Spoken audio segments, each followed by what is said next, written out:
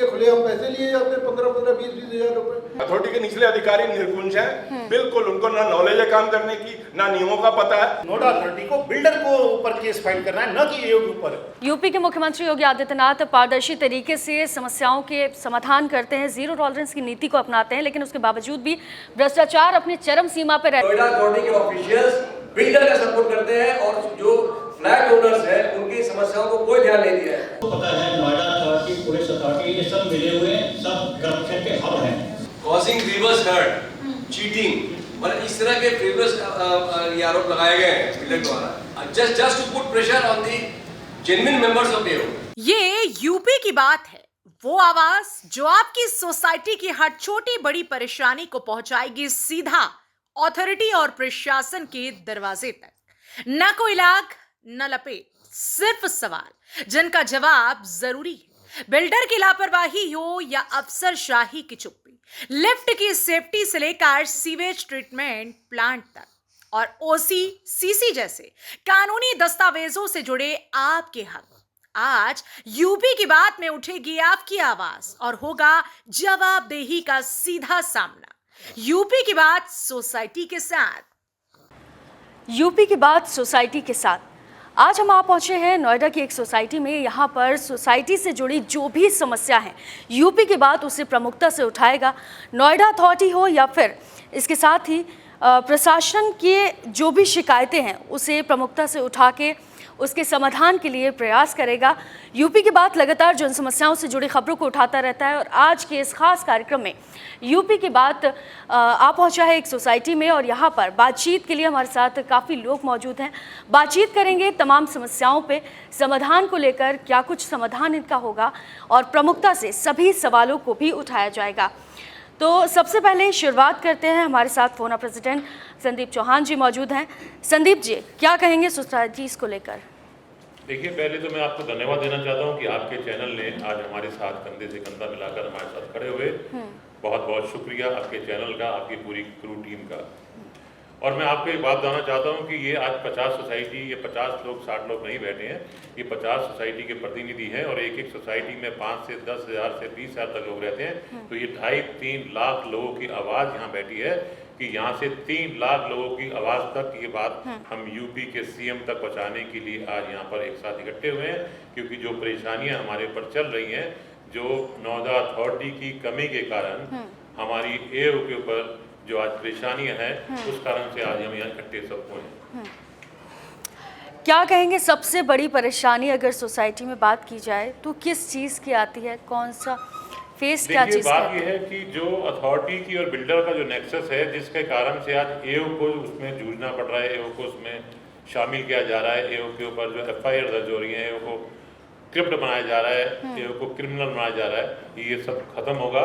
मैं चाहता हूँ कि आज इस मीटिंग के बाद नोएडा अथॉरिटी और प्रशासन डरे कि एओ पे कुछ भी एक्शन लेने के लिए, क्योंकि एओ जो सबसे कमज़ोर कड़ी है, अथॉरिटी भी अपना पल्ला जब झाड़ती है तो एओ को पर डाल देती है, पुलिस की पर बात कोई आती है तो एओ पर डाल देती है। ये आज से ख़त्म हो, क्योंकि कुछ भी बात होती है, अगर किसी सोसाइटी में कोई पलस्तर गिर रहा है, कोई लिफ्ट के अंदर परेशानी आती है, ST में परेशानी आती है, कोई भी किसी टाइप की कुछ अगर सोसाइटी में होती है, तो एओ के ऊपर सबसे ज़्यादा पुलिस एकदम से FIR आधे घंटे में। आज चोरी हो जाए, कहीं मोबाइल स्नैचिंग हो जाए, किसी सोसाइटी में अभी मेरे को पता चला कि 3-4 महीने पहले एक सोसाइटी में ज्वेलरी किसी की चोरी हो गई थी, आज तक उसकी FIR नहीं हुई है। लेकिन आधे घंटे के अंदर एओ के ऊपर अगर FIR पे आनी हो तो पुलिस इतनी मुस्तैदी से एक बार पे FIR दर्ज कर देती है कि उसका हमें आज निवारण करना पड़ेगा। हम यहाँ सब इसी काम से इकट्ठे हुए हैं कि जो अथॉरिटी की कमियाँ, जो OC और CC बिना चेक करे, बिना ऑडिट कराए दिए गए, केवल रिश्वत दे गए, बिल्डरों ने रिश्वत दी, OC CC ले लिए गए, लेकिन वो कैपेसिटी कम थी। चाहे STP की बात हो, चाहे प्लस्तर गिरने की बात हो, चेक नहीं किया कितने का मसाला लगा है, STP अंडर वैल्यू का है। अगर 18 केल का बनना था, 6 केल के ऊपर OC CC रिश्वत दे के दे दिए गए और हैंडओवर होते ही 1 हफ्ते के अंदर ही अथॉरिटी उस पर सोसाइटी में आकर FIR दर्ज करती है कि आपके यहाँ तो STP पूरे केल का नहीं बना और एओ जिम्मेदार है। ये नहीं सहा जाएगा। आज से हम ये बिगुल बजाते हैं, हम इसकी आवाज़ सीएम तक जाएंगे। अगर हमारा यहाँ का प्रशासन, यहाँ के उच्च अधिकारी हमारी बात नहीं सुनेंगे तो बसें भर के सीएम तक जाना पड़े हम जाएंगे। तो अभी हम मौजूद हैं नोएडा की सोसाइटी अम्रपाली प्रिंसेस एस्टेट में। यहाँ पर आप लोग भी अपनी बात को रख सकते हैं। अगर मेरा कोई सवाल है या आपका कोई सवाल है तो उसका जवाब सीधे आप पूछ सकते हैं। सभी सोसाइटीज़ से आप लोग यहाँ पर मौजूद हैं। सर, आपका नाम? नमित गौतम। कौन सी सोसाइटी से? मैं प्रतीक फिडोरा से हूँ और हमारा एक federation of apartment association sector 61 है। क्या समस्या है? समस्याएं तो संदीप जी ने और पंकज जी ने पूरी बताई है। बस सबसे बड़ी चीज़ है कि समस्या का निदान कैसे हो, क्योंकि हमें भरोसा है यूपी के मुख्यमंत्री योगी जी पे, मगर यहाँ पे जो आपने कहा है उसी कड़ी को आगे बढ़ाते हैं। सबसे बड़ी समस्या है भ्रष्टाचार की। हर कड़ी जो है भ्रष्टाचार से जुड़ी हुई है। चाहे लिफ्ट एक्ट में हम देखेंगे, अगर हम अधिशासी अभियंता के यहाँ जाके जो है ना वेबसाइट के थ्रू रजिस्ट्रेशन कराते हैं, एक आदमी लिफ्ट को चेक करने नहीं आता। या तो सर्टिफिकेट मिल जाता है या फिर कई बार पेंडिंग पड़ा रहता है वहाँ पे। उनकी भी उतनी जिम्मेदारी है जो सर्टिफिकेट दे रहा है हमें। ये अकेले की जिम्मेदारी नहीं है। जिसने आदमी ने सर्टिफिकेट इशू किया, क्या वो देखने आया है कि लिफ्ट इनकी सही है कि नहीं है? वहां से करते पूरा का पूरा खेल ही जो है ना भ्रष्टाचार का है यहाँ पे। तो शिकायत किया आपने? नहीं, हमारे यहाँ नहीं हुआ। कई जगह आप पारस टिवेरा का जो है ना केस है वहाँ पे, वहाँ उन्होंने किया हुआ है। शिकायत करते सुनवाई नहीं है। आज की डेट में स्विमिंग पूल में अगर कोई हादसा हो जाए, स्विमिंग पूल के लिए खुले हम पैसे लिए जाते हैं 15-15, 20-20 हज़ार रुपए। लोग फेडरेशन में है तो लोग सोसाइटी में कंप्लेन करके बताते हैं कि भाई ऐसा है, नहीं तो स्विमिंग पूल चला नहीं सकते। चलाया तो आपके ऊपर FIR हो जाएगी। दिक्कत है तो हर जगह यही है कि भ्रष्टाचार बहुत व्याप्त है। यूपी सरकार इस पे ध्यान दे। इसका जो है निवारण होना बहुत जरूरी है। भ्रष्टाचार खत्म नहीं होगा, किसी न किसी तरीके से लोगों को इसी तरीके से कुचला जाएगा। और ये लोकतंत्र की पहली सीढ़ी है AOA। यहीं से शुरुआत होती है। वोटर ID कार्ड भी यहीं बनते हैं, सब कुछ यहीं से बनता है। उसके बाद भी जो है ना यहाँ पे कुचला जाता है। तो सुना आपने कि लगातार यूपी के मुख्यमंत्री योगी आदित्यनाथ पारदर्शी तरीके से समस्याओं के समाधान करते हैं, जीरो टॉलरेंस की नीति को अपनाते हैं। यूपी की बात लगातार ऐसे मुद्दे उठाता रहता है और जनता से जुड़ी समस्याओं के समाधान भी होते हैं। सर, आपका नाम? मैं मृदुल भाटिया मागुन मॉडर्न सोसाइटी में रहता हूँ। पहले वहाँ पर AOA में भी प्रेसिडेंट और सेक्रेटरी के पद पर रह चुका हूँ। और अब मैं बहुत सारा ये पिछले 10 साल में नोएडा अथॉरिटी में और नोएडा में ये खेल हुआ है। ग्रुप हाउसिंग के नाम पर 100 फ्लैट की सोसाइटी के लिए इंफ्रास्ट्रक्चर था। 2,000, 5,000, 10,000 फ्लैट बना दिए एक सोसाइटी में। और मेरा पहला क्वेश्चन तो यही है कि नोएडा अथॉरिटी सिर्फ प्रॉपर्टी डीलिंग का काम कर रही है।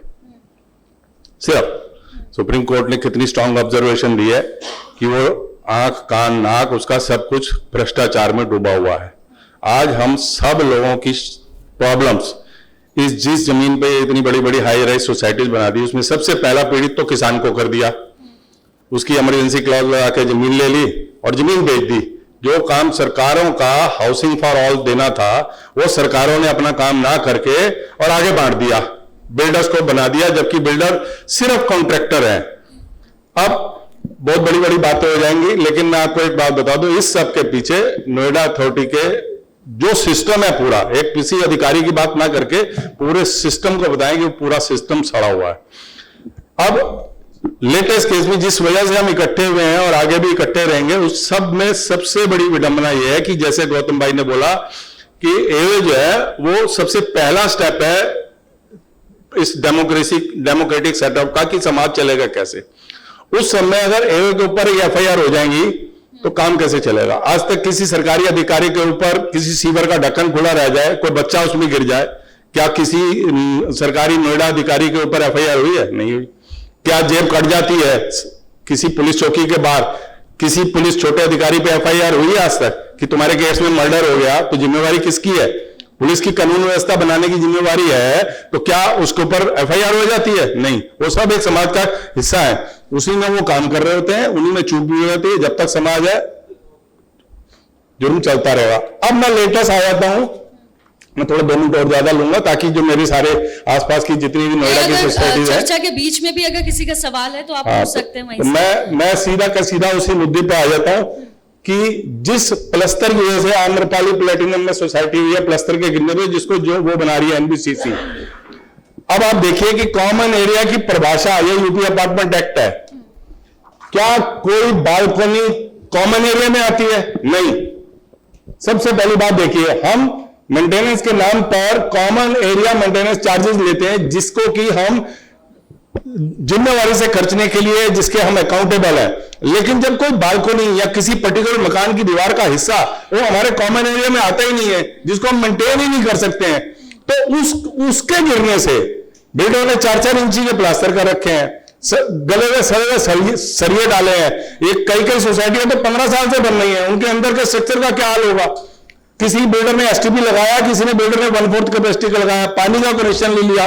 तो ये यूपी अपार्टमेंट एक्ट के अंदर जो कॉमन एरिया की परिभाषा है, उसी में नहीं लिखा हुआ कि बालकनी कॉमन एरिया है। वो बालकनी किसी इंडिविजुअल फ्लैट का हिस्सा होती है, उसके ऊपर किसी ए का कंट्रोल ही नहीं होता। जब ए का कोई कंट्रोल ही नहीं है और उसमें से कोई गिर के हादसा हो रहा है, तो ए कैसे लायबल है? सबसे पहली बात तो ये है। दूसरी चीज, ये डिजाइन आर्क जजमेंट थी, बहुत इंपॉर्टेंट जजमेंट थी, जिसके बाद यूपी अपार्टमेंट एक्ट जो 2010 था वो परिभाषित हुआ था सारा। उसमें एक आदेश हुआ था, उस आदेश के हिसाब से यूपी अपार्टमेंट एक्ट 2010 के प्रावधानों के अंतर्गत एक फैसला हुआ था। ये नोएडा अथॉरिटी का अपना ऑफिस ऑर्डर है, जिसमें लिखा हुआ है, एक लाइन पढ़ूंगा आपको पता चल जाएगा कि डिस्प्यूट रेजोल्यूशन एफआईआर से नहीं होना है।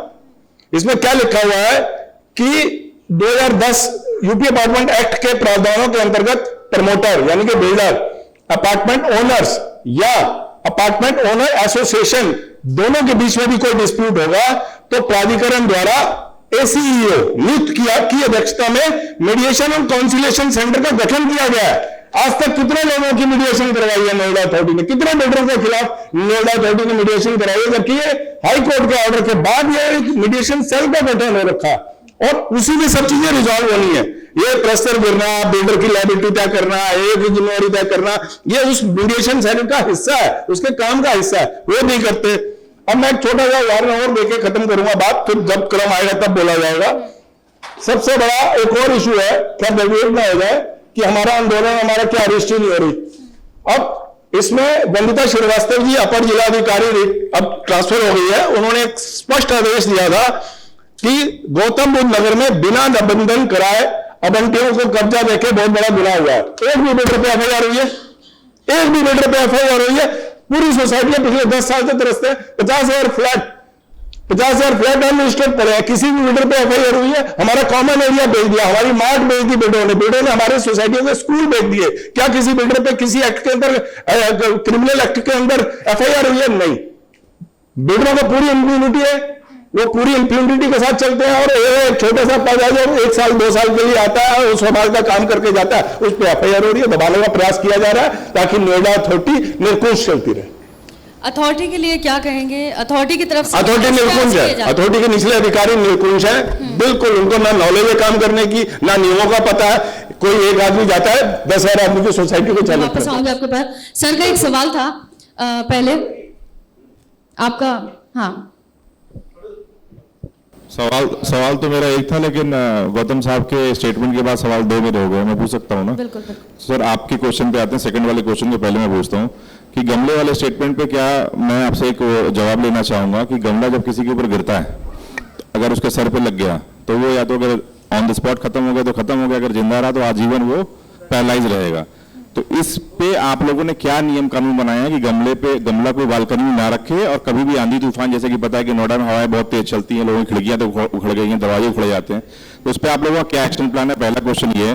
दूसरा क्वेश्चन आप 4 लोगों से मेरा ये है कि विधानसभा, आपको पता है कि प्रदेश कोई भी सरकार चलता है, जो सरकार चलाती है प्रदेश को, सब कुछ उसका होता है उस समय तक 5 साल के ड्यूरेशन में। आप लोग विधानसभा लोकसभा के इलेक्शन में सबको इकट्ठा करते हैं। आप लोग अपने विधानसभा लोकसभा के इलेक्शन में पूरे प्रदेश में सेकंड नंबर पे दोनों लोगों को आप लोगों ने वोट दिलाया, जिताया। लेकिन आपके साथ काम करने वाले लोग अपने बात को जब एस्केलेट करते हैं, रेज करते हैं, तो सबके ऊपर एफआईआर हो जाती है। तो उसके लिए आप लोग का क्या एक्शन प्लान है कि आप लोगों के साथ देने वाले लोगों के ऊपर कोई एफआईआर ना हो और उस पर सरकार भी अपना एक परिपक्व जवाब दे कि काम करने वालों पे एफआईआर नहीं होनी चाहिए? दोनों पे जवाब दे दीजिए आप। पहली बात कि गमले को लेके, गमले में जो है ना गिरे हुए, ऑब्वियसली चाहे कहीं पे भी गिरे, उसमें जो है ना एक्शन लेना चाहिए। पहले एक कम से कम नोटिस तो भेजें, ये जो ना अपना स्पष्टीकरण जो सीईओ को सीधा ये कि ये गमला गिरा, गमले के लिए अगर कहीं लगा हुआ है, ए को ये जांच करनी चाहिए आईओ को जाके पहले, क्या ए ने उस रेजिडेंट के घर में एक नोटिस भेजा है कि आप इसे हटाइए। कोई रात में भी गमला लग दे, कोई हमारे यहाँ तो एक थाने में जो है 58 में कंप्लेन लिखी हुई है कि वहां पे बकायदा एक मेड जो है ना गमला फेंकती थी, थोड़ा मानसिक रूप से थी।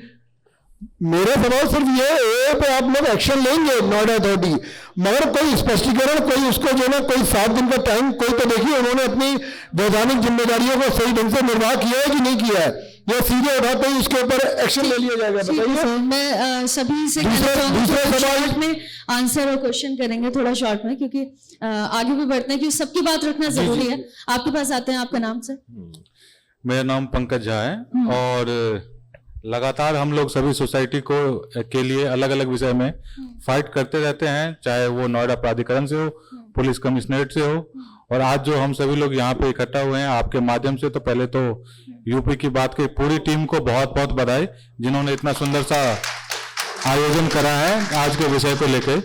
हमारा मेन बस यही कहना है कि नोएडा प्राधिकरण के द्वारा इन सोसाइटियों को नक्शा पास किया गया, यहाँ बिल्डिंग बनाई गई, सब कुछ इसका मॉनिटरिंग से लेके इस यहाँ पे कंप्लीशन सर्टिफिकेट देने का काम प्राधिकरण ने किया। जब उन्होंने, जिस अधिकारी ने भी उस पेपर पे साइन किया है, उस पर क्यों नहीं कार्रवाई हो रही है कि तुमने क्या देख के साइन किया। जैसे कि मैं आपको बताऊंगा, जैसे अपने केप टाउन सोसाइटी है, 4400-4800 फ्लैट की सोसाइटी है, लेकिन वहां पे पानी कनेक्शन 400 या 500 है। बिल्डर आज तक 48 से 4800 फ्लैट से पानी का कनेक्शन पानी का पैसा वसूल रहा था। वो पैसा कहां जा रहा था?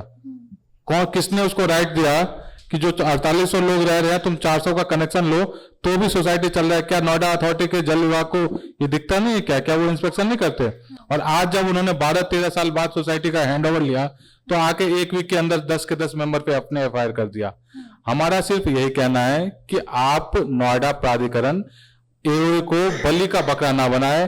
कोई भी मामला होता है तो पुलिस कमिश्नरेट के द्वारा भी लगातार कोई भी कंप्लेन जाता है तो 1 से 2 घंटे के अंदर ही हमारे बोर्ड के मेंबर पे एफआईआर दर्ज हो जाता है। तो ये कहीं ना कहीं लगता है इससे क्या होगा कि सोसाइटी के अंदर जो अच्छे लोग हैं वो आगे नहीं आएंगे, सोसाइटी को रन करने में आगे जाके और भी बहुत परेशानी होगी और इससे अराजकता का माहौल पैदा होगा। तो हम सब जो आज यहाँ पे इकट्ठे हुए हैं, सबका यही मेन मोटिव है कि इसको लेके जो हमारा जिला प्रशासन है, प्राधिकरण है, पुलिस कमिश्नरेट है, इसका संज्ञान ले और इस पे लगातार अपना नजर रखे। और हम जो देख सकते हैं, जो हमारे नए सीओ साहब हैं उनको भी 2-2.5 साल हो गए, लेकिन आज तक उनका एक फोटो किसी भी ग्रुप हाउसिंग सोसाइटी का विजिट करते हुए अगर हो तो आप दिखा दीजिए, या यहाँ पे कोई भी जो लोग बैठे वो दिखा दीजिए। वो डायरेक्ट मना कर देते कि हम किसी ग्रुप हाउसिंग सोसाइटी में नहीं जाएंगे। तो ये सब कंसर्निंग है, इसी के लिए हम सभी लोग आज इकट्ठे हुए हैं। तो बिल्कुल लगातार यूपी की बात आप सभी की समस्याओं को उठाएगा और आपके सोसाइटी से जुड़ी जो भी परेशानी है वो अभी आप बता सकते हैं। उसके समाधान के लिए नोएडा अथॉरिटी हो या फिर इसके साथ ही प्रशासन से जुड़ी जो भी समस्या हो उसको प्रमुखता से उठाया जाएगा। अपार्टमेंट ओनर एसोसिएशन का सेक्रेटरी हूँ। 2-3 चीज़ें मैं आप लोगों के सामने रखना चाहूँगा। कुछ समस्याएं हैं ग्रुप हाउसिंग सोसाइटी की जो मोरलेस सब जगह कॉमन है। उन समस्याओं की वजह से क्या क्या हो रहा है और उसका क्या समाधान हो सकता है, बाकी हम लोग उसके भी थोड़ा चर्चा करेंगे। मैं अपनी सोसाइटी के बारे में भी बताता हूँ कि पिछले 10 साल से हमारी सोसाइटी को बिल्डर रन कर रहा था, मेंटेन कर रहा था। अभी 7-8 महीने पहले हम लोगों ने एनसीएलटी के आदेश से हमने हैंडओवर लिया और अभी 2 महीने हुए नहीं हम लोग को हैंडओवर हुए लिए। हमारे सीईओ साहब आ गए नोएडा अथॉरिटी के, उन्होंने कई सोसाइटी का दौरा किया। एसटीपी का एक उन्होंने देखा कि सीवेज ट्रीटमेंट प्लांट 2 हमारे वहाँ होने चाहिए थे, बट एक ही बना हुआ था। उसके बेसिस पे उन्होंने एफआईआर एओ के सारे बोर्ड मेंबर्स के ऊपर कर दिया और भी कई सोसाइटियों में किया गया है। इस चीज़ के लिए हम लोग पिछले कई सालों से सीईओ के पास हम जाके मिलकर आए हैं, नोएडा अथॉरिटी के तमाम अफसरों के साथ मिलकर आए हैं। हमने कंप्लेंट फाइल कर रखी थी, अपने मेमोरेंडम दे रखे थे। वो सारी चीज़ें रिकॉर्डेड है कि यहाँ एसटीपी प्रॉपर नहीं है, अंडर कैपेसिटी है और तमाम, और बेसमेंट में आपका वेंटिलेटर के लिए फैन नहीं है। स्ट्रक्चरल ऑडिट के लिए था, बट लेटर आया बिल्डर के अगेंस्ट, बिल्डर को लेटर इशू हुआ, उस पर कोई एक्शन नहीं हुआ। 10 सालों से वो चिट्ठियां चल रही थी, बिल्डर के अगेंस्ट कुछ नहीं। एओ जैसे ही आया तुरंत उसके ऊपर एफआईआर हो गई।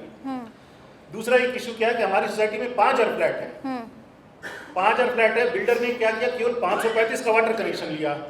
अब समस्या की गंभीरता को समझिए, 5000 फ्लैट है, वाटर कनेक्शन बिल्डर ने 535 का लिया, पानी का पैसा 5000 लोगों से लिया, 10 लाख रुपए के आसपास पर मंथ का पैसा लिया। एक भी रुपया बिल्डर ने जमा नहीं कराया नोएडा अथॉरिटी में लास्ट 10 साल में।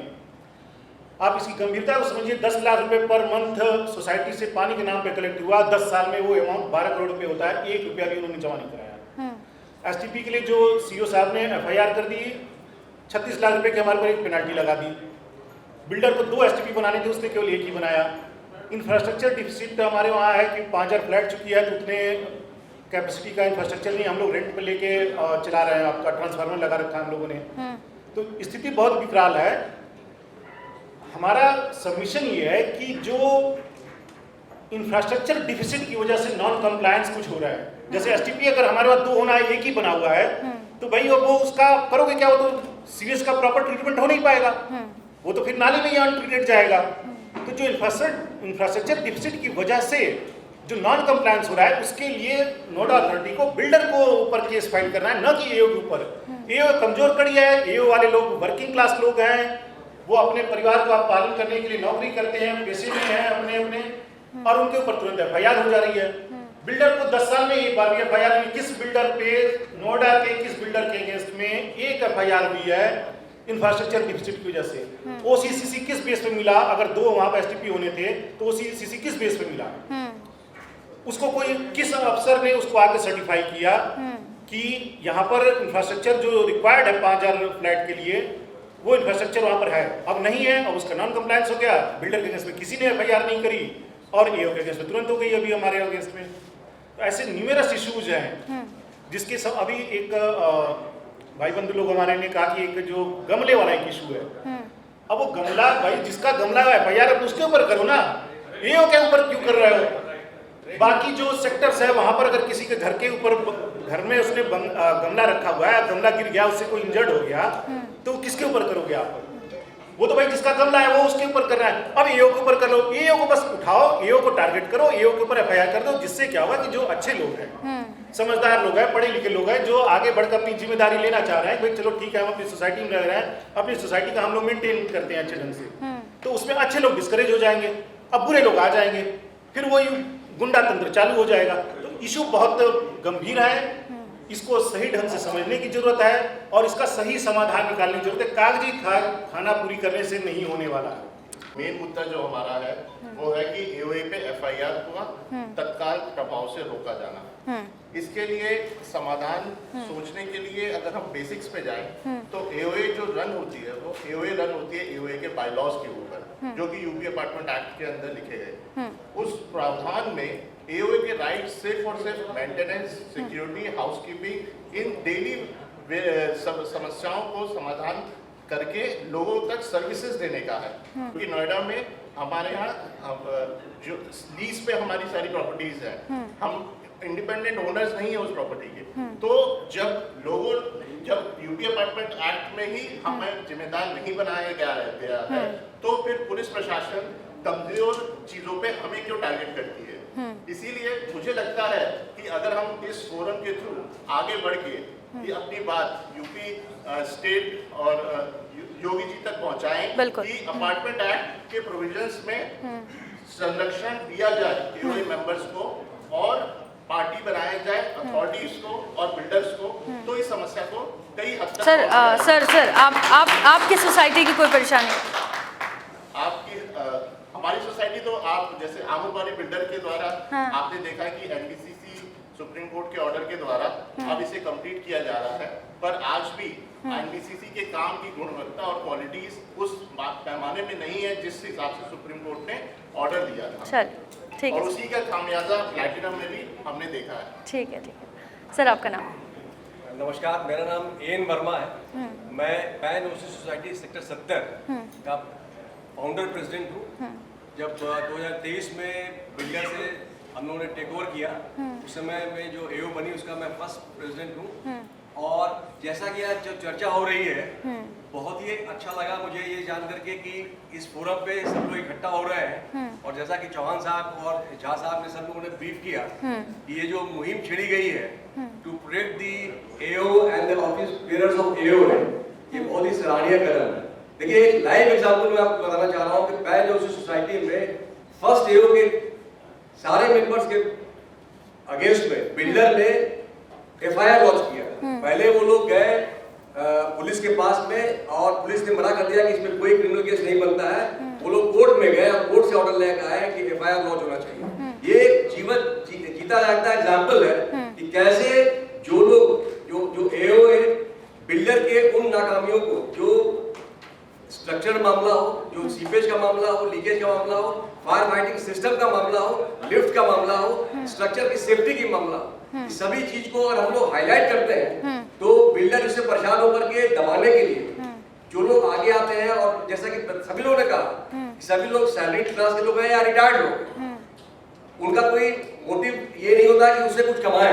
उनका मोटिव होता है कि सोसाइटी को बेहतर बनाए और सोसाइटी की सेवा करे। उसको रोकने के लिए बिल्डर जो है वो तमाम बाधाएं उत्पन्न करता है। और जब हम लोग नोएडा अथॉरिटी के पास में गए हैं, हम लोगों ने ये पाया है कि नोएडा अथॉरिटी के ऑफिशियल्स बिल्डर का सपोर्ट करते हैं और जो फ्लैट ओनर्स हैं उनकी समस्याओं को कोई ध्यान नहीं दिया है। तो सर पुख्ता सबूतों के साथ में आप सीईओ से मिलिए, नोएडा अथॉरिटी जाइए, हर समस्या का समाधान होता है, समय देते हैं, जनता की बात को सुनते हैं। देखिए मैडम, मैं बता रहा हूँ जहाँ की मैंने जैसे बताया कि पैन ओसी सोसाइटी की वहाँ पर सीपेज लीकेज का मामला इतना गंभीर है कि वो स्ट्रक्चर के पूरा गिरने की संभावना भी है। हम लोग उसके लिए गए कि एक्सपेंशन जॉइंट्स को ठीक कराना है। नोएडा अथॉरिटी में मिनट्स भी जारी होगा बट बिल्डर ने नहीं किया।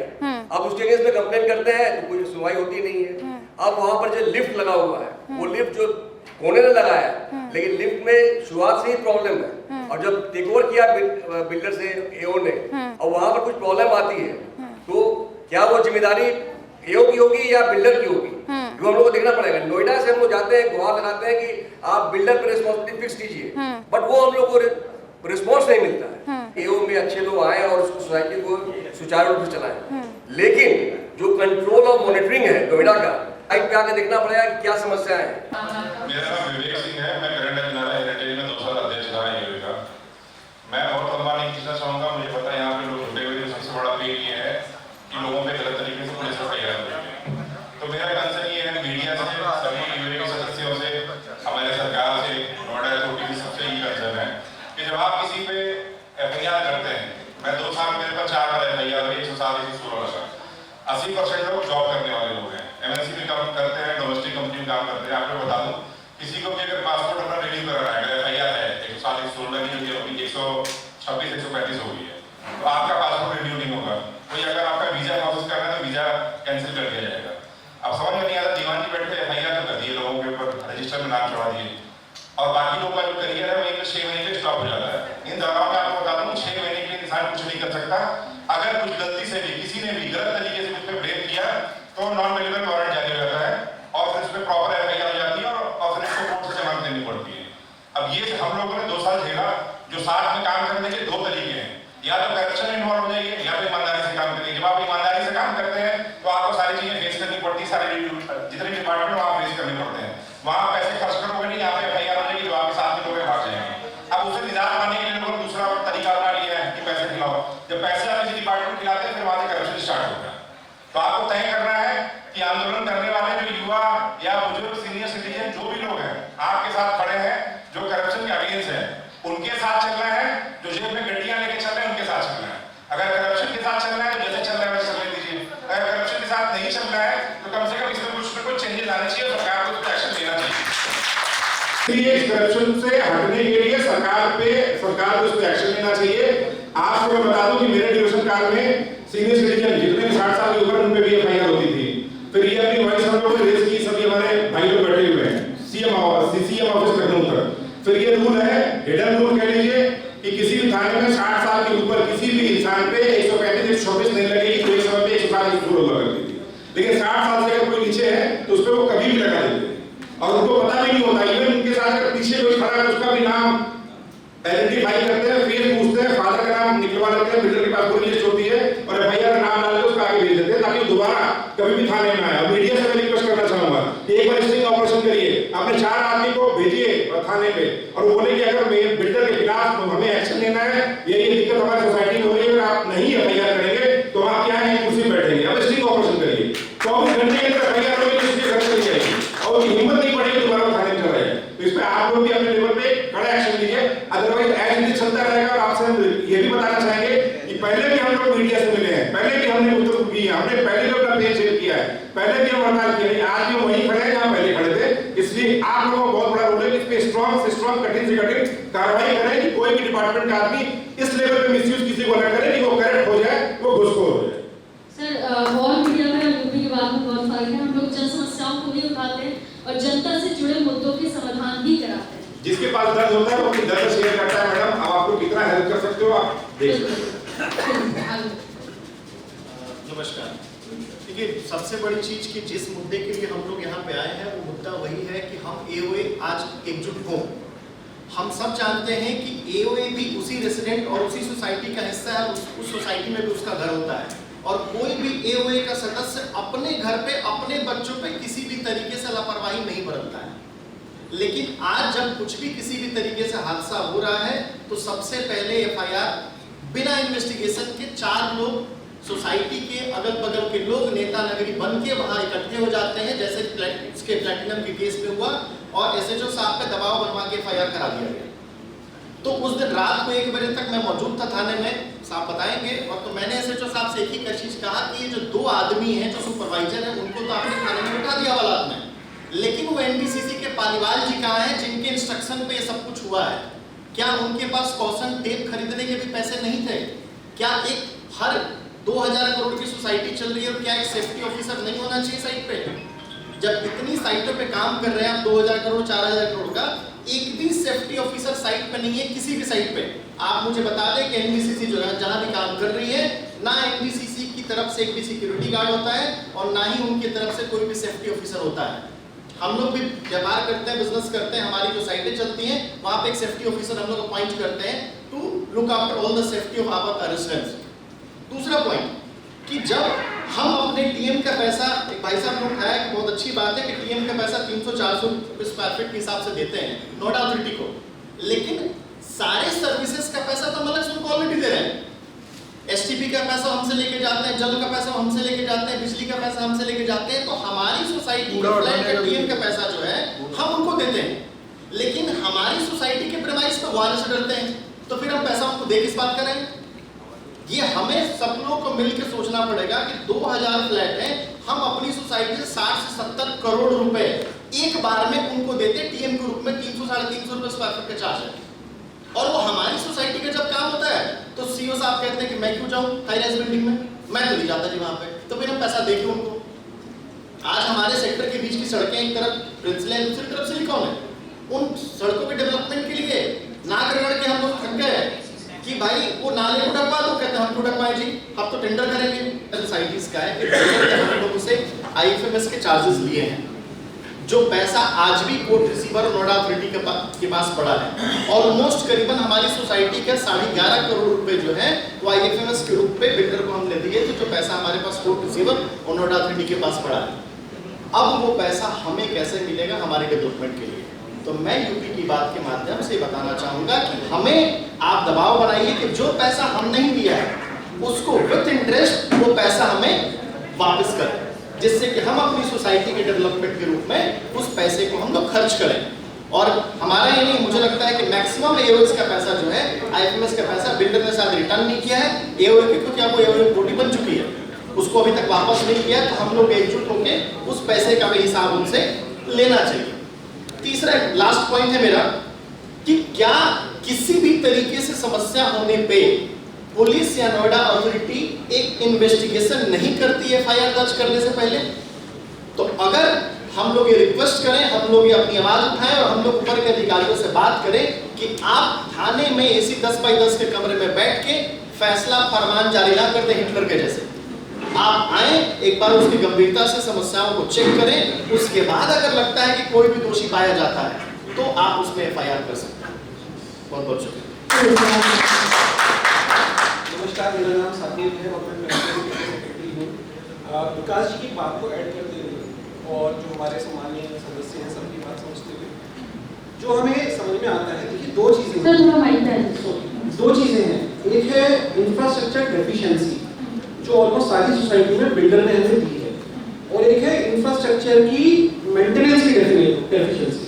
तो ये दोनों चीजें अलग हैं। नोएडा अथॉरिटी को ये समझना पड़ेगा कि इंफ्रास्ट्रक्चर डेफिशिएंसी क्या है और इंफ्रास्ट्रक्चर मेंटेनेंस की डेफिशिएंसी क्या है। एओए सेकंड पार्ट के लिए रिस्पॉन्सिबल है। तो एक तो हमें नोएडा अथॉरिटी को रिप्रेजेंटेशन सारी सोसाइटी को मिलकर देना चाहिए कि सारी सोसाइटीज का ऑडिट हो, ठीक है, वो समझे। एओए उस चीज को नहीं बना सकती, उसको नोएडा अथॉरिटी को वो एक्सपर्टीज हमें देनी पड़ेगी, ठीक है। सिर्फ फंड्स नहीं हो रहे, उन्हें वो बताना पड़ेगा कि कैसे उन चीजों को उन प्लेस पे लाया जाए। Instead of doing an FIR straight forward आप एक हफ्ते में आकर ये बोल दीजिए आपकी सोसाइटी में रेन वाटर हार्वेस्टिंग नहीं है, एसटीपी नहीं है, या एसटीपी जितनी सफिशिएंसी का होना चाहिए था उतना नहीं है, उसके लिए एओए रिस्पॉन्सिबल नहीं है। आप उनको डेफिशिएंसी बताइए कि ये डेफिशिएंसी है, सोसाइटी को सपोर्ट कीजिए एओए को कि हमारे पास ये प्रोफेशनल्स हैं, इंजीनियर्स हैं जो आपको एडवाइस कर सकते हैं कि कैसे इस चीज को ऑन ट्रैक लाया जा सकता है। टाइम दीजिए सोसाइटी को, ऐसा नहीं कि ओवरनाइट आप एक एफआईआर कर दें, एओए को रिस्पॉन्सिबल होल्ड करते हैं, ये तो बिल्कुल अनएथिकल है नोएडा अथॉरिटी के पार्ट पर। इसलिए ये लगता है हमें कि उनका मकसद ये नहीं है कि लोगों का स्टैंडर्ड ऑफ लिविंग जो है वो इंप्रूव हो, उनका मकसद है कैसे हम एक पेनल्टी नोटिस निकाल के रेवेन्यू अर्न करें।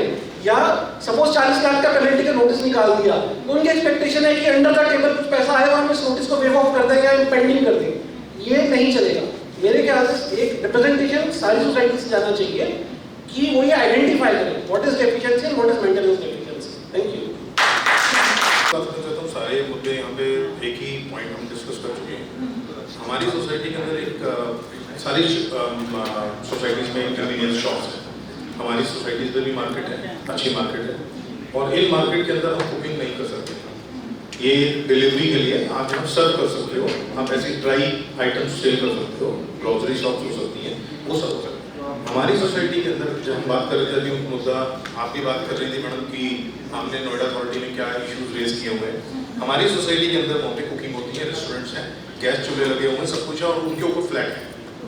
ग्राउंड सोसाइटी के अंदर बाहर मार्केट बाहर है, ग्राउंड फ्लोर के अंदर हमारी कुकिंग हो रही है, रेस्टोरेंट्स खुले हुए हैं, और फर्स्ट फ्लोर पे फ्लैट्स हैं। इस मुद्दे को हम नोएडा अथॉरिटी के पास भी ले जा चुके हैं। इस मुद्दे को हम कोई नोटिस आते हैं, हमारे लेटर्स हैं, कम्युनिकेशन है, हमारे प्रेसिडेंट विकास बता चुके हैं। जब मैं प्रेसिडेंट था तब हमने भी डाला था, आज तक उसके ऊपर कोई सुनवाई नहीं हुई है। वो रेस्टोरेंट्स आज भी ऑन है, उनकी चिमनीज जो है वो छत पे दिखा दी गई है, जो फर्स्ट फ्लोर पे रहते हैं उनके घर में वो स्मेल रहती है, और वो कुकिंग कर रहे हैं। और अगर खुदा न खास्ता अगर कहीं कुछ ऐसा फायर इंसिडेंट होता है और ऊपर वाले घर के अंदर कुछ इंजरीज हो जाती हैं तो एफआईआर किस पे होगी? एओए पे होगी। और ये मुद्दे के ऊपर कहीं पर भी आज तक सुनवाई नहीं हुई है।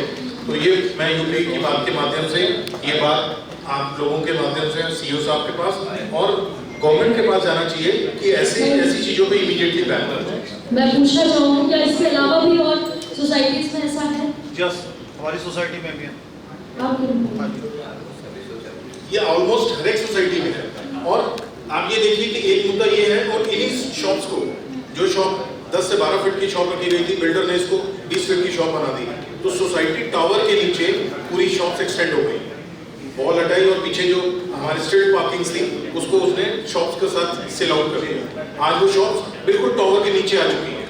और अगर खुदा ना खासा कोई ब्लास्ट होता है या कोई सिलेंडर ब्लास्ट होता है तो आप सोचिए कि फर्स्ट फ्लोर पे जो रह रहा है वो बेचारा भगवान के भरोसे जिंदगी जी रहा है। और आने वाले टाइम पे कोई भी एओए का मेंबर होगा, आज ये भाई लोग हैं, पीछे हम थे, कोई आने वाला कोई और होगा, तो कोई भी फिर एफआईआर होगी। तो आज जैसे हम बात कर रहे हैं कि कोई भी पढ़ा लिखा आदमी फिर एओए के अंदर सर्विस देने नहीं आ पाएगा। कितना सही है इसको लेकर, क्या कुछ अभी तक कंप्लेंट्स की गई? देखिए ये बहुत गलत मुद्दा है, बड़ा मुद्दा है। हमने बहुत पहले आवाज उठाई थी कि सोसाइटी के अंदर जितनी भी शॉप्स हैं वो सोसाइटी के अंदर होनी चाहिए, 4 दीवारी के अंदर होनी चाहिए, जो यूपी अपार्टमेंट एक्ट में भी लिखा है। जो अथॉरिटी ने जो नक्शा बनाया था, जो बिल्डर ने नक्शा बना के उसको दिया था, वो सोसाइटी के गेट के अंदर 4 दीवारी के अंदर सारी शॉप्स थी। जैसे प्रतीक एलिफिक में भी आपने देखा हुआ लेटेस्ट सोसाइटी के अंदर है, और प्रतीक एलिफिक ऐसी सोसाइटी की पूरी शॉप्स आज एओ के अंदर में है। एओ उनको आगे रेट पे देगी, यही एक तरीका था जो लिखा था एक्ट के अंदर, लेकिन पिछली सरकारों में रिश्वतें देकर बिल्डरों ने और भ्रष्ट अफसरों ने ऐसा काम कर दिया कि सारी शॉप या तो सोसाइटी के गेट से मॉल बना के कर दी गई। जैसे मिली सोसाइटी की बात करें तो फ्लैटों के नीचे पूरा देखिए व्यू पूरा आजकल शॉप का है, जिससे जेंट्स ने ठीक लॉ एंड ऑर्डर की स्थिति खराब होती है, पूरे नोएडा की हालत खराब है। इसके लिए पूरी जिम्मेदार नोएडा अथॉरिटी है और भ्रष्ट अफसर जो उसमें नोएडा अथॉरिटी बैठे हैं और बिल्डर की बड़ी गलत है, जिसका खामियाजा आज हमें भुगतना पड़ रहा है। हम चाहते हैं कि आपका चैनल ये भी आवाज उठाए, मेरी भी आपके चैनल ने ये आवाज उठाइए। धन्यवाद। मैं अपनी टीम से कहना चाहूंगी, सर का एक सवाल है उसको लेते हैं पहले, उसके बाद आगे बढ़ेंगे। सोसाइटी की तरफ से जो केस किया गया है बिल्डर के द्वारा, माइक लगाइए, हाँ, जो केस किया गया है उसमें देखिए ये 85 इयर्स ओल्ड है इसके शर्मा, इनके ऊपर चार्ज है कि कॉजिंग ग्रीवियस हर्ट, चीटिंग और इस तरह के प्रीवियस ये आरोप लगाए गए हैं बिल्डर द्वारा। 8 चार्जेस लगाए गए और हम लोग से कोई सवाल भी नहीं पूछा गया, कभी न तो पुलिस स्टेशन में पूछा गया ना कोर्ट के द्वारा बताया गया। देखिए इस तरह के जितने सीनियर सिटीजन हैं इनको जरूर हाईलाइट करना चाहिए कि ऐसे just to put pressure on the genuine members of AO. Pratap Singh Height Park से मैं आपको एक पॉइंट पे सबसे ज़्यादा सभी लोगों ने बताया, सबसे बड़ी चीज़ की जो हमारी हाई राइज सोसाइटी है, अप्रॉक्सीमेटली नोएडा में 100 सोसाइटी अप्रॉक्सीमेटली, जिसमें लगभग 25 लाख लोग के आसपास 20 से 25 लाख लोग रहते हैं, अगर पूरी फैमिली की बात करी जाए, 10 की बात की जाए। हम पूछ रहे कि और ये सबसे ज़्यादा वो लोग हैं 20 लाख जो कि सबसे ज़्यादा कंट्रीब्यूशन करते हैं अपने इनकम टैक्स के रूप में गवर्नमेंट। मतलब आई थिंक यूपी में सबसे मतलब इनकम टैक्स के मामले में नोएडा सबसे ऊपर है, और ये नोएडा में उसमें भी जो सबसे प्रीमियम लोग हैं वो लाइक सारे हाई राइज सोसाइटी हैं। लेकिन क्या नोएडा अथॉरिटी इस सोसाइटी के लिए क्या कर रही है? 1 रुपये का भी अगर योगदान हो तो शायद मैं ऐसा कह सकता हूँ कि केवल हरास करना और इस सोसाइटी के माध्यम से, बिल्डर के माध्यम से अपनी जेब करना, और ये भ्रष्ट अधिकारी अपने लिए कर रहे हैं। इसका एक सीधा एग्जाम्पल दे रहा हूँ। क्या जब से ये नोएडा सोसाइटी बनी है, जब से अप्रूवल दिया गया है, कोई नोएडा का अधिकारी, कोई इंजीनियर, मुझे लगता है कि शायद 10 चीफ इंजीनियर होंगे, इंजीनियर होंगे, क्या किसी सोसाइटी में कोई इंजीनियर विजिट हुई है क्या? शायद मुझे नहीं लग रहा कि पिछले 10 सालों में किसी सोसाइटी में इंजीनियर विजिट हुई है। वो केवल जस्ट फॉर पोल्यूशन वाले और ये बाकी लोग आते हैं, वो भी ये अपनी मानसिक स्थिति बना के कि आज इस सोसाइटी में चलते हैं और हमें एसटीपी के नाम पे एक पेनल्टी डाल देना, वो भी किसी रेजिडेंट के आवाज के बाद। तो सबसे बड़ी बात है कि यूपी की बात के माध्यम से हम लोग एक मेन पॉइंट उठाना चाहते हैं, जो लोकेश जी के पास भी जाए और महाराज जी के पास भी जाए, कि कम से कम उनके दिशा निर्देश के अनुसार कम से कम एक कुछ विजिट तो किया जाए, प्लानिंग तो किया जाए, कम से कम चीफ इंजीनियर हो या उस लेवल का ना हो तो इंजीनियर लेवल पे हो, ताकि सोसाइटी की जो इंफ्रास्ट्रक्चर है, एसटीपी है, फायर अलार्म है, ये सारी चीजों को देखा जा सके। और उसके ऊपर एसोसिएशन को या अगर लगता है कि एसोसिएशन जिम्मेदार है तो एसोसिएशन तो केवल मेंटेनेंस करने के लिए आ रही है, ये सारी चीजें जिम्मेदारी लायक बिल्डर की है। क्या बिल्डर पे इन सब चीजों के लिए किसी तरह का कोई नोटिस दिया जाता है? जब थोड़ी जो मैं जान पाया हूँ आज तक केवल बिल्डर को जब एसोसिएशन प्रेशर बनाती है, अथॉरिटी एक नोटिस दे देती है बिल्डर को कि आपके हाँ ये कमी है, उसके बाद उसका कोई फॉलोअप नहीं होता। बिल्डर अपना दूसरे एंगल से अथॉरिटी को मैनेज कर लेता है और हमारी और आपकी बात वहीं खत्म हो जाती है। तो सबसे बड़ी बात है कि हम आपके माध्यम से कहना चाहेंगे अथॉरिटी को कि कम से कम एक ऐसा प्लान बनाया जाए ताकि एसटीपी, पोल्यूशन विभाग और नोएडा अथॉरिटी एक विजिट करने का प्लान बनाए, जिससे कि इंफ्रास्ट्रक्चर से लेके ये सारी चीजों की एक टाइम पीरियड के अनुसार ये सारी चीजें मैनेज। बाकी सब लोगों ने बात बताई है। सर क्या कहना चाहेंगे?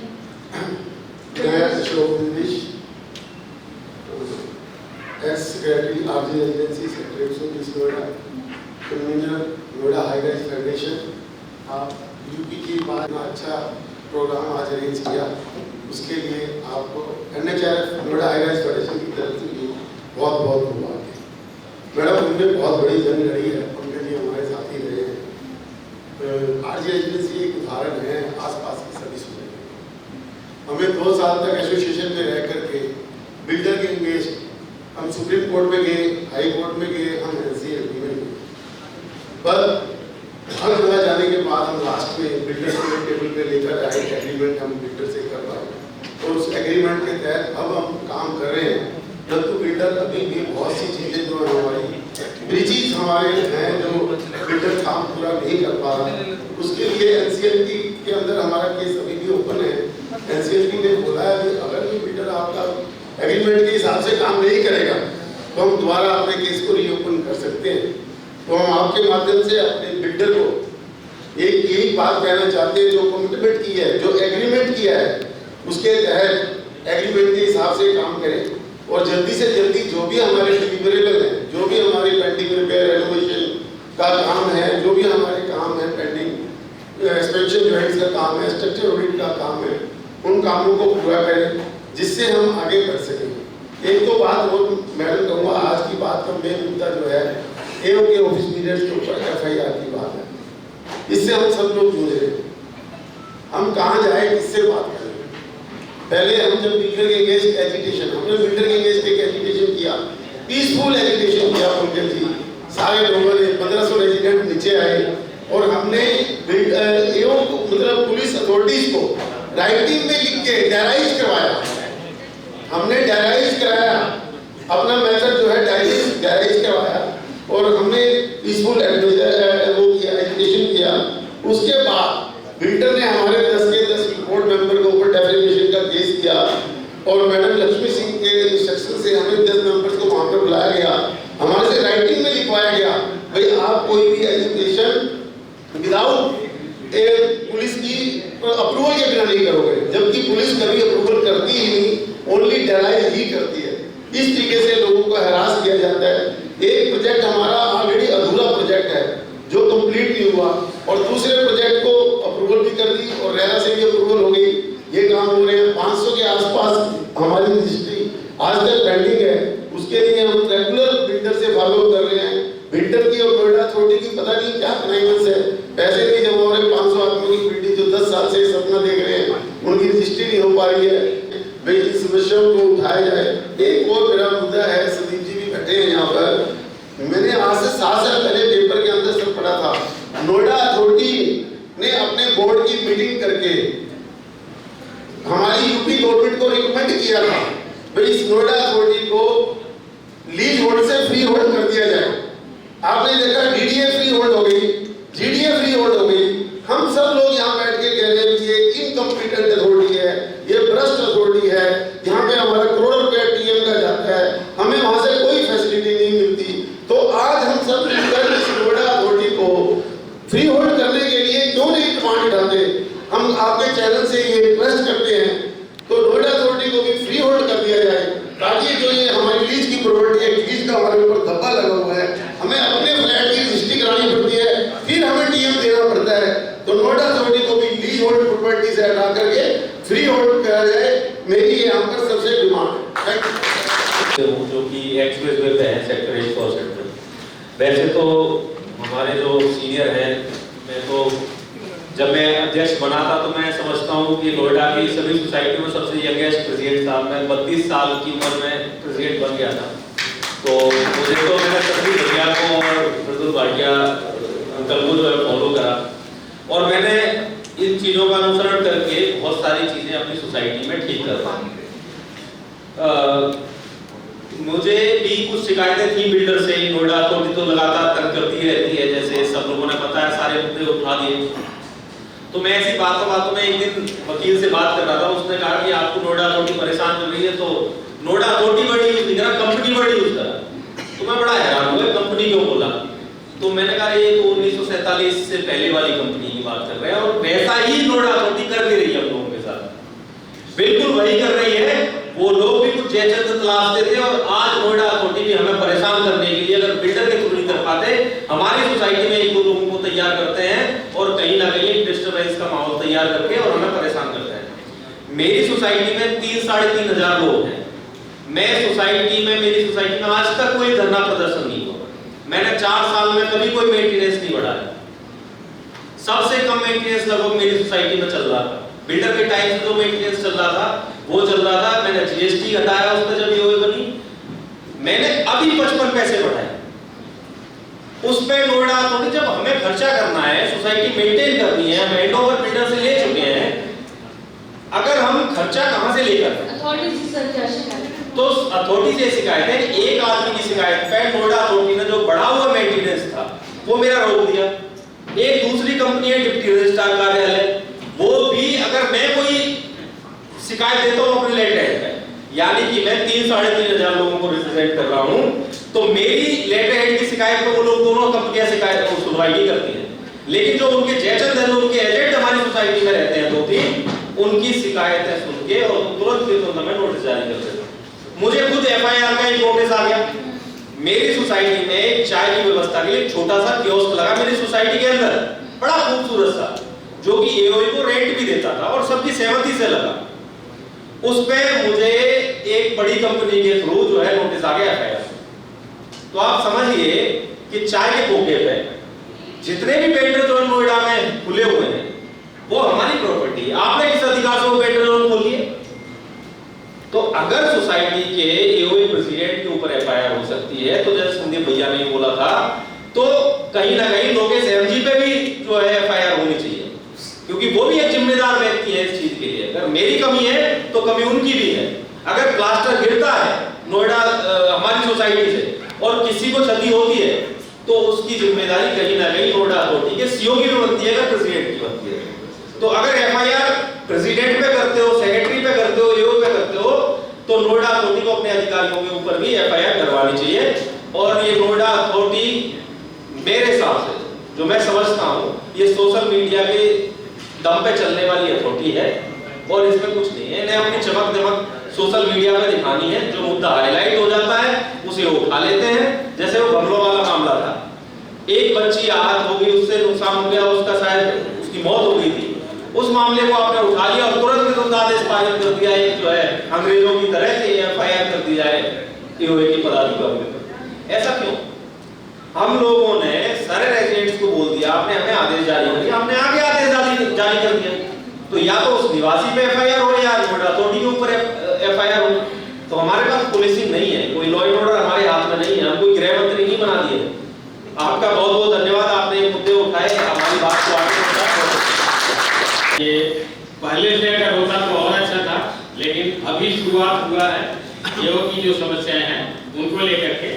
तो मेरी कुछ 3-4 पॉइंट्स हैं। एक तो पॉइंट ये है, मेरे ख्याल से वो सभी सोसाइटीज का है पॉइंट, जो फायर की एनओसी हम लेते हैं, फायर डिपार्टमेंट का जो एक्सपेक्टेशन होता है कि साहब 50,000 पर टावर हमें चाहिए, वो बिना घूस के काम करते नहीं फायर डिपार्टमेंट। तो ये इसके लिए भी हमें तैयार होना पड़ेगा और इसकी जो शिकायत है, इसकी जो चीजें हैं, वो हमें हर एक फोरम पे उठानी पड़ेगी।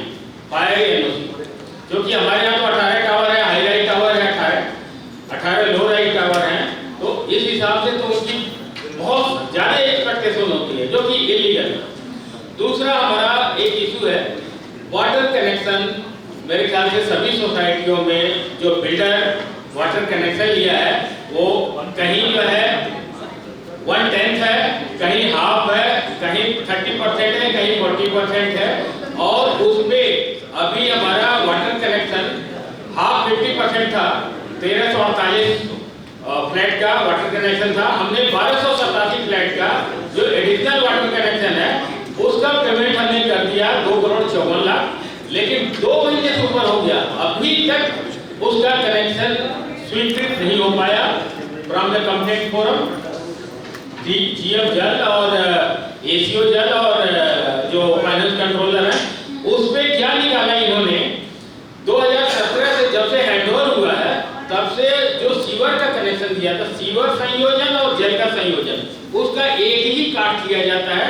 अगर आपने पानी नहीं लिया है, अब अगर पानी का कनेक्शन एडिशनल आप लेते हैं तो आपके ऊपर पेनाल्टी अभी तक उसको हमने बिल्डर के ऊपर डलवा दिया। तो बिल्डर के ऊपर अब 5 करोड़ 22 लाख रुपए का देनदारी बन गया, सिर्फ पानी का। तो ये तो हाल है। दूसरा, एक इस फोरम से मेरा ये हमारे जितने लोग हैं वो सारे के सारे ट्वीट करें। अगर 100-200 ट्वीट एक साथ जाएंगे तो पूरी अथॉरिटी हिल जाएगी। 10 ट्वीट 8 ट्वीट पे नोएडा अथॉरिटी के लोग हमारे यहाँ आ जाते हैं। कभी मदनपुर डेयरी तोड़ दी, कभी जो है उन्होंने साइलेज बोर्ड है उसको तोड़ने के लिए आ गए। ट्वीट हमारे पास बिल्कुल जरूर सुनवाई होगी। शायद इससे पहले कभी सब साथ में गए हैं कंप्लेंट। एफिशिएंसी है जो फायर लाइन है या डोमेस्टिक वाटर लाइन है वो बी क्लास के पाइप एमएस के पाइप लगे हुए हैं जो 8 से 10 साल के अंदर अब जो है वो एकदम जंग लगने शुरू हो गए हैं, रस्टिंग होना शुरू हो गया है। प्रेसिडेंट है नहीं वहाँ पे, सोसाइटी में नहीं है, बाहर है, कहीं भी है वो एफआईआर हो गई क्योंकि आप नेग्लिजेंट है, ना वो सुपरवाइजर कर रहा है वर्क को, कौन सुपरवाइज कर रहा है, किसको काम करने के दिया गया है। हम लोग 2018 में जब केस हुआ था मैंने ही केस फाइल किया था, फर्स्ट पर्सन टैक्स हम लोग केस फाइल करने गए। एओ का कोई कंट्रोल नहीं है एनबीसीसी के ऊपर, हम आप कोऑर्डिनेट कर रहे हैं कि आप ये कर दीजिए वो कर दीजिए, बट हमारा कोई कंट्रोल नहीं है, ना हम उनको मनी पे कर रहे हैं, ना हमारा कोई टेंडर उनको दे रहे हैं। बिल्कुल सर, मैं माफी चाहूंगी, मैं बीच में आपको रोक रही हूं, समय थोड़ा सा कम है, बस कम शब्दों में जो बातें हो चुकी हैं, जो समस्याएं सबके सामने आ चुकी हैं उसको तो मेरा ये सिर्फ कोई फायदा उसका है कि हमको थोड़ा अपने रेजिडेंट्स को भी जागरूक करना है, खाली ग्रुपबाजी में जाके फायर कर दो, ब्लेम कर दो, इसके ऊपर थोड़ा सा सर के लिए तालियां हो जाए, बहुत छोटी सी बहुत अच्छी बात है। आपको बताऊंगी। नमस्कार, अनिल सूद, आम्रपाली सिटी कम सिटी का प्रेसिडेंट।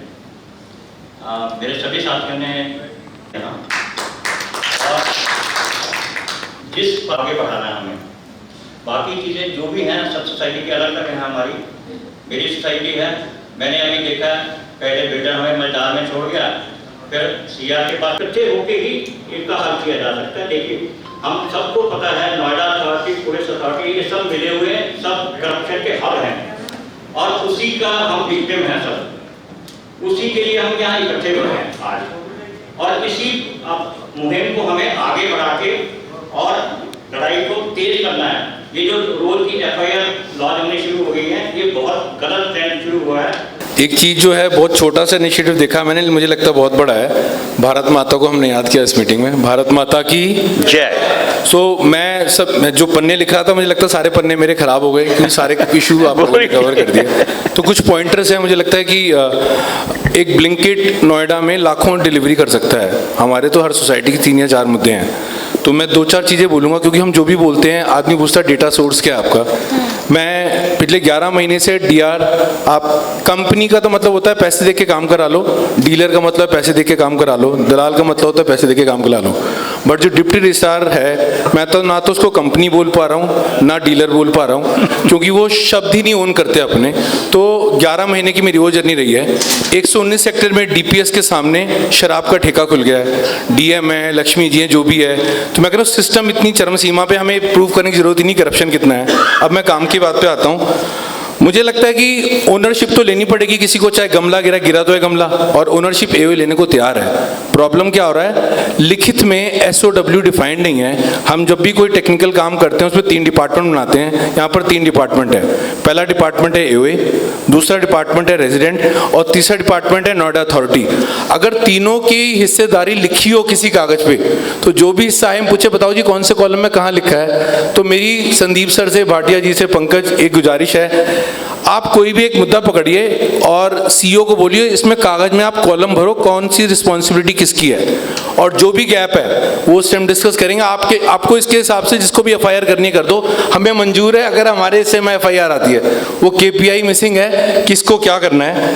दूसरा बड़ा इंटरेस्टिंग टॉपिक है जो मेरे लिए, बट आप मीडिया उठा सकता है। 2020 में नोएडा अथॉरिटी में कितने लोग थे और कितने सेक्टर थे, 2050 में कितने लोग थे, कितने सेक्टर थे। अगर आप आज भी उसी 200 लोगों से इतने सारे अपार्टमेंट मैनेज कर रहे हो तो वैसे ही आपका सिस्टम फेलियर है। आपने अपनी टीम आज तक बड़ी करी नहीं है, और आप नंबर ऑफ ऑडिट्स आपने हर सोसाइटी में कितने बढ़ा दिए। तो ये अपने आप में एक बहुत बड़ा डेटा पॉइंट है।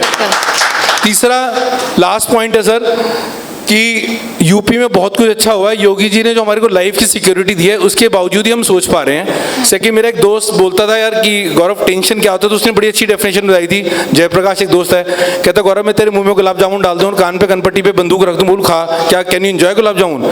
तो वही स्थिति एओए की है। अगर हम फ्री हैंड होंगे तभी हम कुछ अच्छा सोच पाएंगे, हम टेंशन में सोच नहीं पाएंगे। तो योगी जी ने हमें इस काबिल बनाया कि लाइफ की सिक्योरिटी नहीं, बड़े सोसाइटी के लेवल पे हम सोच रहे हैं। बहुत ही सिंपल निवारण है सर, अगर आप लोग ड्राइव कर सकें। पूरी दुनिया इसी पे चल रही है। हम जो भी रिक्वेस्ट करते हैं, अगर उसका टिकट सिस्टम हो, मेरे को कंप्लेंट नंबर मिले और मैं सीईओ के पास जाऊं, बता भाई उस कंप्लेंट नंबर का क्या सोल्यूशन है। हो क्या गया है, उन्होंने कागज बना रखे, 90 रुपये फोटोकॉपी लाते हैं, मैं खुद भूल जाता हूँ लास्ट में मेरी कौन सी वाली कंप्लेंट थी। अगर हमें डिजिटल कंप्लेंट नंबर दें, मैं तो आपसे सिर्फ एक बात बोल रहा हूँ, नोएडा अथॉरिटी को पुश करें, हमारी जो भी बात है आप टिकट नंबर दो, टिकट नंबर क्लोज कर दो, ताकि हम कल को रिकॉर्ड में पता कर सकें कि हमने इस तारीख को ये वाली टिकट रेज करी थी। उससे उनके पास भी एक डेटा होगा कि किस कैटेगरी की कितनी टिकट रेज हुई हैं। मैं अपनी बात समाप्त रखता हूँ। आज की मेरी जो लर्निंग है सर, आपकी वाली लाइन है, एक है तो सेफ है। मैं पिछले 15 दिन में देख रहा हूँ, उस दिन जो लोग बैठे थे, समोसा बहुत बढ़िया, मैं आज समोसे के लिए भी आया था, आज भी समोसे आए हैं, बहुत ही बढ़िया पंकज अरेंजमेंट है। अगर आप इसको कंसिस्टेंसी के रखोगे तो आई एम श्योर हम सबसे पहले अगले 30 दिन में एफआईआर का मुद्दा तो करके देंगे। अब मेरी एक पर्सनल रिक्वेस्ट है सारी फेडरेशन से, एक ही लाइन की पर्सनल रिक्वेस्ट है, किसी को बुरा नहीं लगना चाहिए। मेरे को एक पर्सनल अपनी खुंदक है, अगर हम अपने चौराहे पे अपने पोस्टर लगाते हैं, चाहे कोई भी मंडल हो, चाहे कोई भी फेडरेशन हो, तो वो कोई ना कोई टास्क को ऑन करे उस पोस्टर लगाने के लिए। वो सिर्फ दिवाली की शुभकामनाएं और नेताओं की बधाई के लिए नहीं होना चाहिए। जय हिंद। सर, अपनी सोसाइटी का एक मैंने क्लिप देखी थी यूपी की बात चैनल पर, कि यूपी की बात के जो डायरेक्टर लखनऊ में बैठते हैं मिस्टर आरसी भट्ट, उन्होंने नंदी जी जो मंत्री हैं अथॉरिटी के, उनके मुंह में माइक दिया और पूछा कि सबसे ज़्यादा अथॉरिटी में आपके भ्रष्टाचार हो रहा है, सारी सोसाइटियां परेशान हैं, उसके लिए आपका क्या कहना है। तो नंदी जी जो मंत्री हैं बीजेपी से ही हैं हमारे, उन्होंने ये कहा कि आप जैसे ब्लैकमेलरों को मैं जवाब नहीं देना चाहता। तो ये यूपी की बात के जो डायरेक्टर है उनको शब्द मिला कि आप जैसे ब्लैकमेलर को मैं जवाब नहीं देना चाहता। और उस इंसान ने जो जवाब दिया मंत्री जी को, कि मंत्री जी को बाद में माफ़ी मांगनी पड़ी और योगी जी को भी इसको पे कार्रवाई करनी पड़ी। उन्होंने कहा कि ये ब्लैकमेलर शब्द बहुत पुराना हो गया मंत्री जी, नई बात कीजिए, हम डरने वाले लोग में से नहीं है। मैं धन्यवाद देना चाहता हूँ आपकी टीम का, यूपी की बात का, कि आप मंत्री तक को नहीं छोड़ते। तो हमें विश्वास है कि आपका साथ हमें मिल जाएगा, तो हम इस लड़ाई को बहुत जल्दी जीत जाएंगे। बहुत बहुत धन्यवाद। लोगों से ये छोटी सी रिक्वेस्ट है कि अगर आप लोग अपने सोशल मीडिया पर अपनी पोस्ट शेयर करते हैं या इस प्रोग्राम से रिलेटेड पोस्ट शेयर करते हैं, तो मेंशन ज़रूर करें अथॉरिटी को या प्रशासन को, और साथ ही यूपी की बात को भी, क्योंकि यूपी की बात जो है वो प्रमुखता से उठाई हुई खबरें हर जगह देखी जाती हैं और उस पर एक्शन भी तुरंत लिया जाता है। खबर का असर बहुत जल्दी देखा जाता है। तो आप सभी लोगों का अगर सपोर्ट रहेगा, युवा एओ हैं सभी लोग यहाँ पर, तो ये है कि अगर आप ऑनलाइन कंप्लेन भी करते हैं, क्योंकि पेपर लेकर पहुंचना और उसके बाद तारीख मिलना वो चीज़ें एक अलग है, लेकिन अब सिस्टमैटिक तरीके से जो चीज़ें आई हैं, आप ऑनलाइन कंप्लेन कर सकते हैं, उस पर अपना सारी चीज़ें देख सकते हैं। मुख्यमंत्री के भी ऑनलाइन पोर्टल है जिस पर आप कंप्लेन कर सकते हैं और उसकी समस्याओं के समाधान भी बहुत जल्द होते हैं। तो बहुत बहुत धन्यवाद आप सभी का। हम आज की इस कॉन्क्लेव को खत्म करते हैं, और लेकिन उससे पहले मैं अपने चाहूँगा संदीप जी और नवीन जी, भाटे जी, सभी लोग आए और आपके शर्मा जी का स्वागत करेंगे, जितेंद्र जी का, पूरी टीम को एक ग्रुप फोटो भी हो जाएगा और स्वागत कर भाई।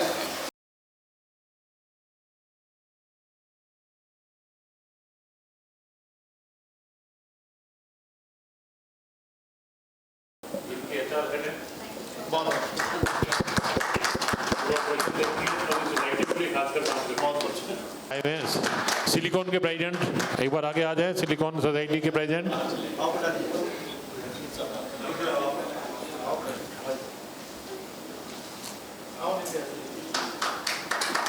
देखिए इतना उत्साह बढ़ता है इस चीज से, मुझे लगता है कि ये बहुत इनमें जोश आएगा यूपी की बात में।